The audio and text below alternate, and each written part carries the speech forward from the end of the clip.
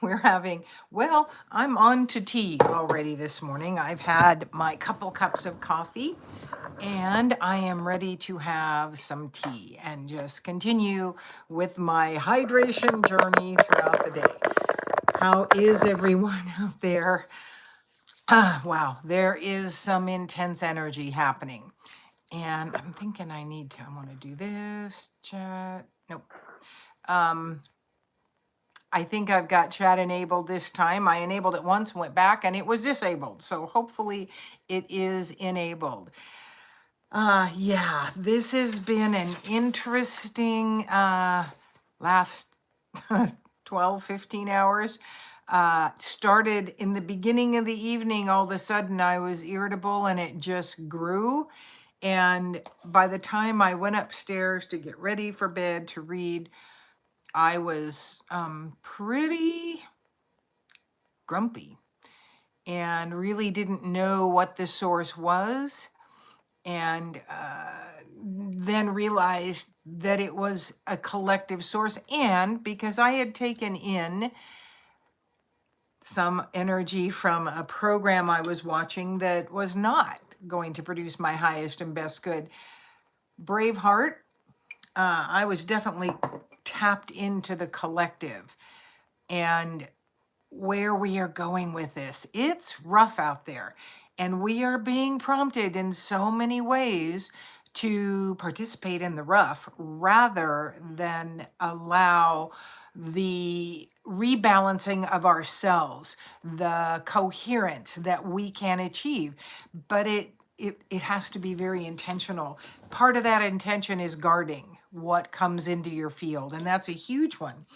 As I'm contemplating all of that, and I was moved to a very fearful place in the evening last night, and just of what is possible in the future. Well, what is possible is things get a lot better. Tomorrow, maybe not. But that is the overall, that observer perspective, and the one I hold a great deal of the time until I allow energies in that will pull me down. And sometimes it is the collective coming in the amount of fear and volume of dissent, discontent, hatred, resistance, all of that coming in right now. There's a lot. And people need to do what people need to do. Individually, we need to do what we need to do. The whole theme of this is do not fear the unknown. Again, we are shaping things with our energy, with our beliefs, with our words, with what we do in the world. So it's imperative that we do us, that we go inward regularly, that we go upward regularly. I see it as upward because that's how, I was raised. I raised myself in the belief of something more, pretty much. I mean, my grandmother was instrumental. My mother certainly wasn't against it, but she was not participatory in it. So what is it that is true for you? That is really the biggest part of what's going on here. That was not necessary. Let's go into the next card. So the next card that came up was the Seven of Fire. Very much an empowered. Fire is a very empowering and transformational. This is telling you you've got to go internal. You've got to learn and start trusting your own intuitive aspect and your feelings. And because the thing is when things do not resonate, when they make you feel uncomfortable and jittery inside and imbalanced, then you want to pull away from them. That's the important part in really going inward and feeling yourself emotionally, physically, mentally. Because when something prompts you to be out of alignment in there, that's when you want to be wary. You want to go into your own understanding. What is the truth for you? And where do you stand in all of it? So believe me, good morning, Julia. Thank you for commenting because I wasn't sure I'd gotten the live chat. enabled. And I wasn't sure if you had electricity yet. I meant to message you yesterday, but got caught up. Did some cleaning and reorganizing yesterday, which was nice, and a few mandalas to work through energy that I needed to work through, and that's what I use that tool for a lot. So the 7 of fire is telling us, go to your intuitive aspect, your instinctual aspect. Really tune in and begin to trust you. Open, willing, and ready to be guided how to do that, because we are generally not taught to trust ourselves. We are taught to trust our parents, then the government, then our spouse, then everybody but us. So it is important that we really begin to trust and intuit where we are at in the process. The next card that came up was the Father in reverse. And this is about you taking responsibility. This is the Father. He's the strength. He's the provider. He is the very much the male aspect. This is our masculine saying, it is really time to go inward and start trusting yourself, your strength, your inner guidance.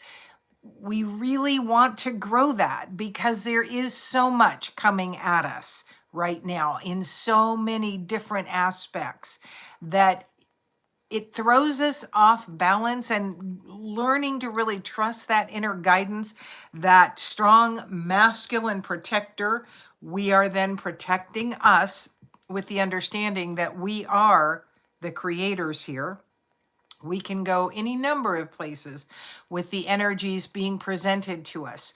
So we have to really start learning our power, our strength, because if not, we are easily shifted. You've got to stand for something, or, you won't stand for anything, or you'll fall for anything. That's what it is. So I urge you to stand for you and what you know is true for you. It doesn't have to be true for anyone else. It is what brings you into alignment, what brings you into balance, what brings you into peace. That is the truth. The next card that comes up is the Maiden in reverse. And just as much as I just said, it's all about you. It really is about you being caring, kind, and not egoistic in your awakening, in your understanding of what is true in the world for you. Everybody else isn't going to hold that. And, this is really talking to someone like me who is a warrior, who is a power teacher. We are not powerless here in our thoughts, words, actions, beliefs, emotions. We are creating. And so for someone who is much an empowerment teacher, I can fall into discompassionate energy fairly easily. So I remind myself regularly because powerlessness does not resonate with me. But my beautiful brothers and sisters out there who are way showers, light workers, and understanders of the truth, who are awakening, can still be led into powerlessness and victimhood and victimology. That is not victim energy. There is a difference. Most of us been victims, but victimology and victimhood are very different, very powerlessness energies. And so I truly have to remind myself regularly of the truth of what I need to bring into the world. So we've got the Father, we've got the first 3 cards. The next one that came up is the Queen of Water. And the Queen of Water, again, you look up here and you see the eye.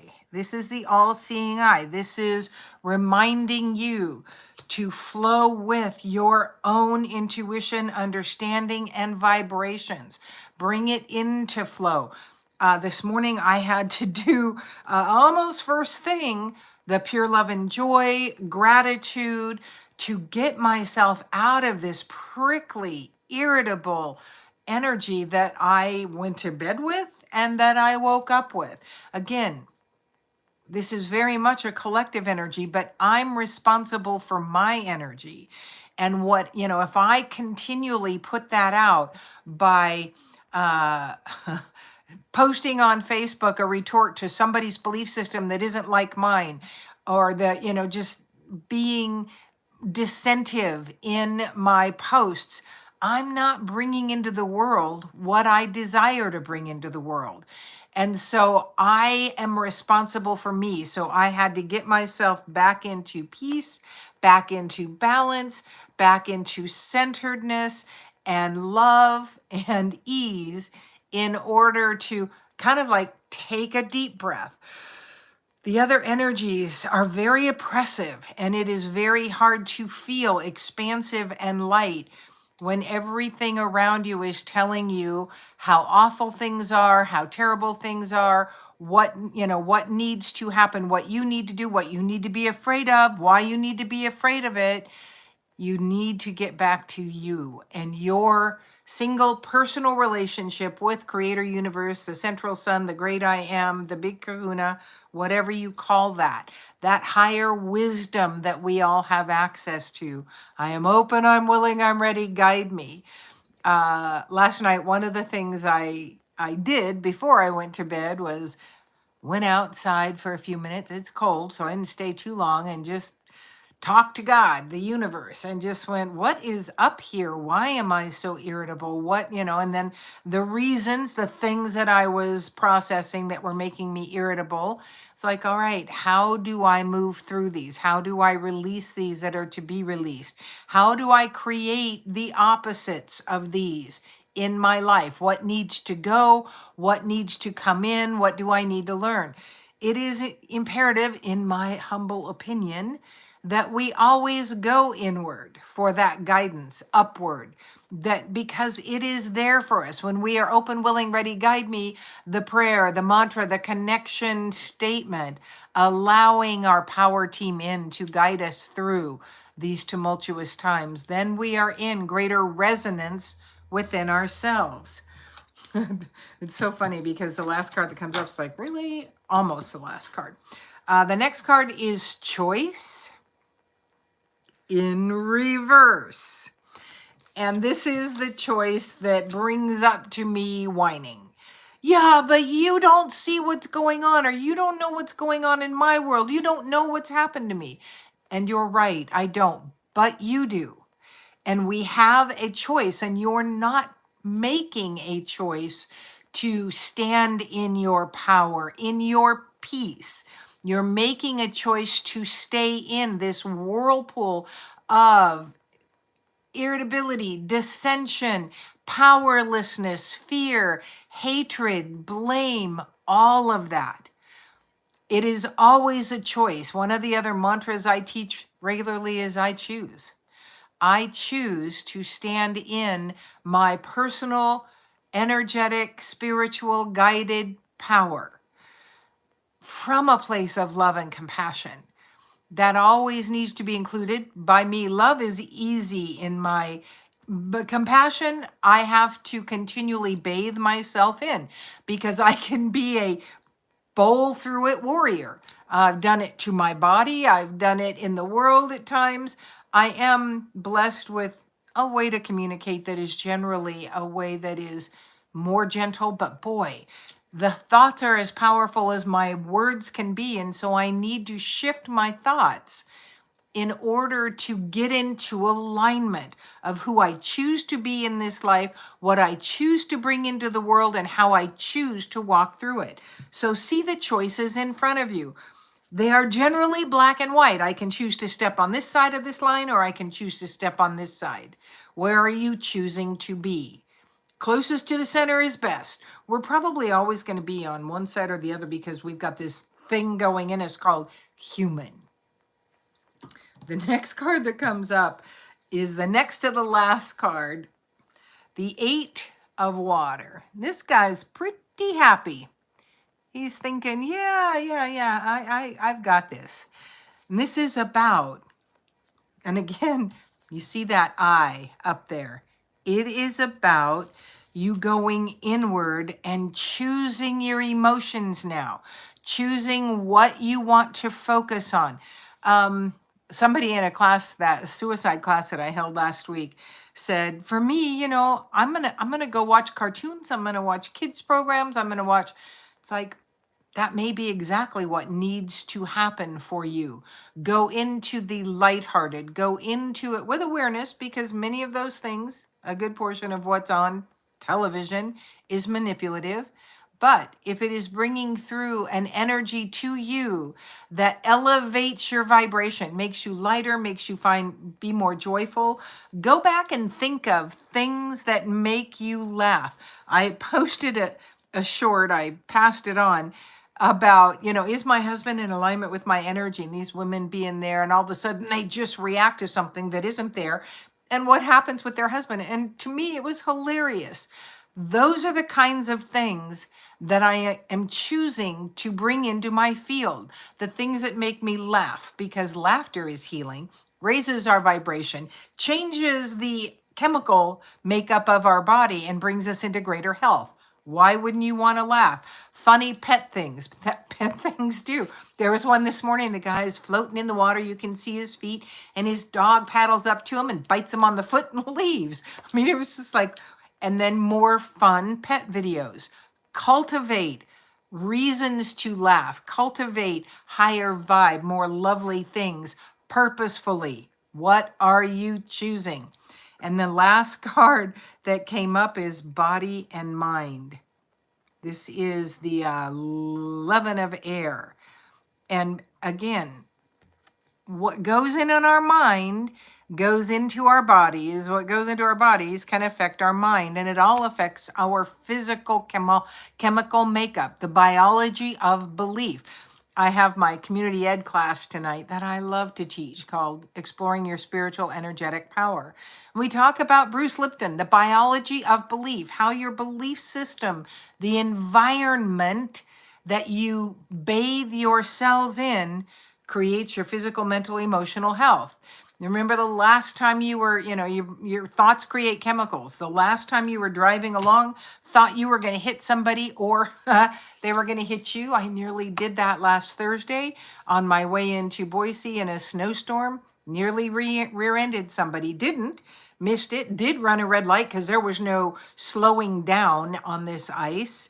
The light had just turned red, and the woman in front of me slammed on her brakes, and long story, but I had plenty of room until I moved behind her, because there was an ambulance coming that truly I did not need to pull over. It was a 4-lane street. They were on the other side, but it's what you do. So I got in behind this woman, the light turned, she slammed on her brakes, and I had been going faster. I guess I do need to explain this. And had let off my accelerator to get behind her, because what I know not to do is hit the brakes when it's a snow floor.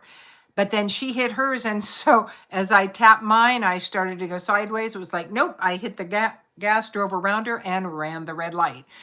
Sometimes we have to do things in an instant and make choices. But what happened then was the adrenaline running through my body for quite some time, a chemical that my mind created. I didn't hit anybody. Our minds constantly create chemicals. So take charge of your physical body as well by paying attention to your thoughts, your beliefs, your words, and what you're allowing in.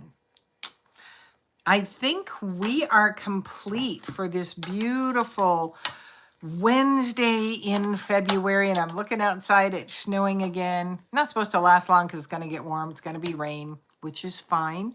We need the precipitation. I'm always grateful for that.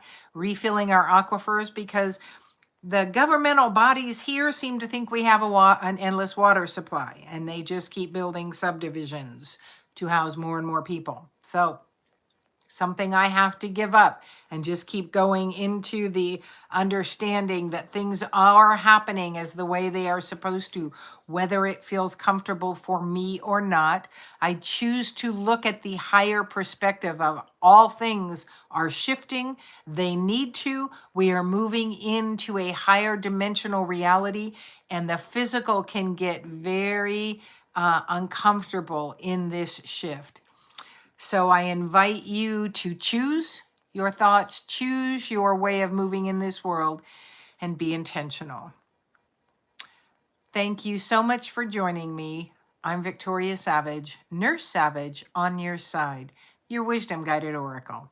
Until we meet again.